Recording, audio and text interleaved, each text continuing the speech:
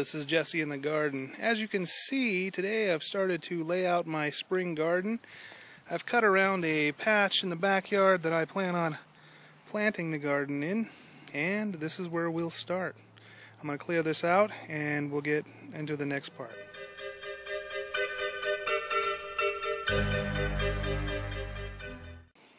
Okay, so as you can see, I've turned up my entire plot of ground here, and the next thing on the agenda is to get all the grass out of it.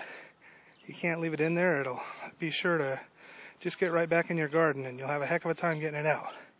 So we're going to go through each piece of soil, each clump. We're going to get out all the grass, and that would be your next step.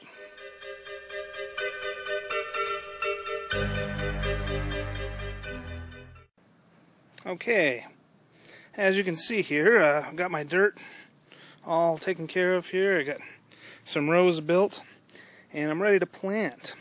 The soil here is really well. Depending on the area where you're at, you might have to add something to it. Mine happens to be under a big tree that's mulched a lot of leaves before I cut the branches out to give sun. So there's a really good mulch base in my soil. But in any case, you may have to add to it. Just have your soil tested if you need to. And then we're going to get started planting.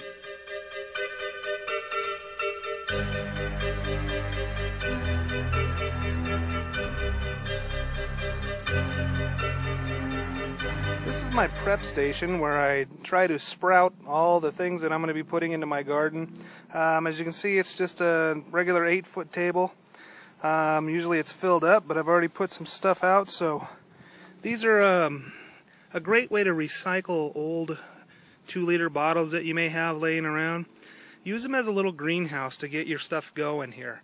It's really great to start seeds. Once you put the water in, the moisture continues to stay put in there, and it really helps to germinate these things. As you can see, they're going pretty well in there. Got some eggplant coming up here, and some nice squash. And in any case, it's great for the environment to be able to recycle these things, so try to use these when you can. Okay, I have a few squash that I've started from seed, and they're into these nice little seedlings now. I'm going to be putting these into the ground. Basically what I need to do is just take a little tool here. I got a little hoe.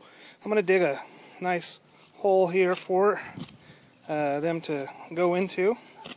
You want to make sure that you have nothing in there, any rocks or anything that could cause the stunted growth here. But you get yourself a little hole here, and then you're just going to take them out of the pot, place them in, and cover them gently up.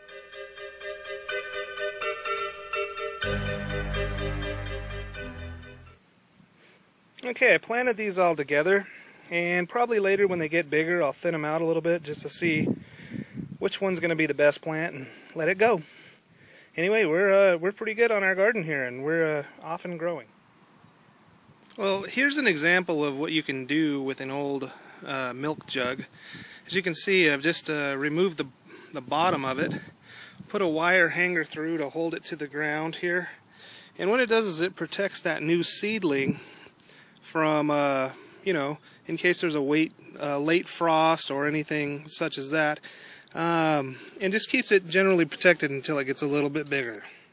So basically you just slide it right down over the plant here, and it protects it nice, and there he is, nice and safe.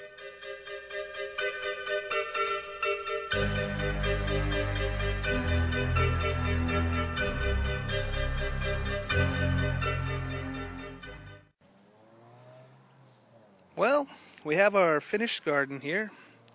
Have some lettuce, some bush beans, some Walla Walla onions, a bit of cabbage here, some herbs.